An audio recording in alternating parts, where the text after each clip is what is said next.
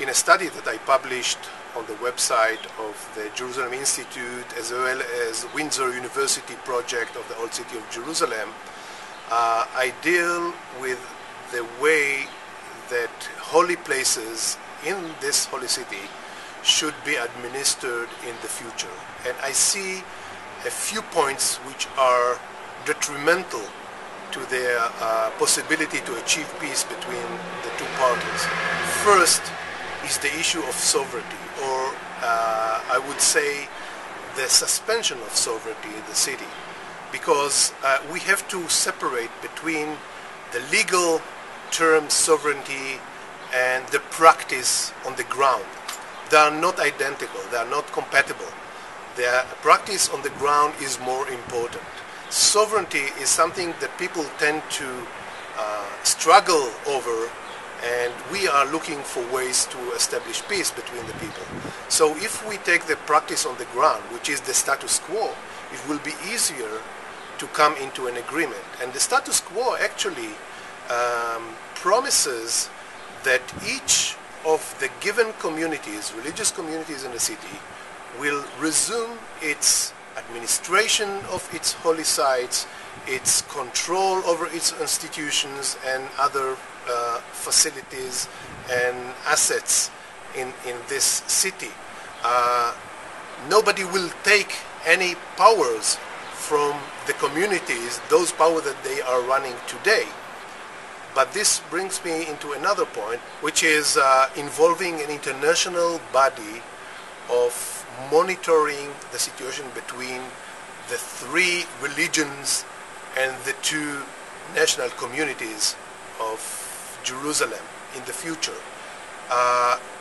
My analysis of conflicts in holy places, and I am now studying conflicts in shared holy places all over the world, is that when there are two communities sharing a place, there is a need for a neutral external body to monitor and to oversee that each of the two communities, or two or three communities, keeps its activity in this site along the terms of its powers, and none of them exceeds or breaches the current situation. So there is a very important role for an international body in which the parties have a say of how to form, who are the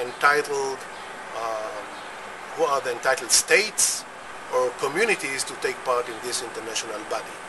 I also think that the involvement of religious figures, religious actors and leaders in the process, moderate religious leaders, could benefit.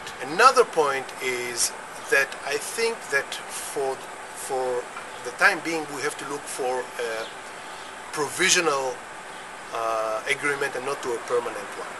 For a temporary agreement according which the two parties can easier reach an agreement between them.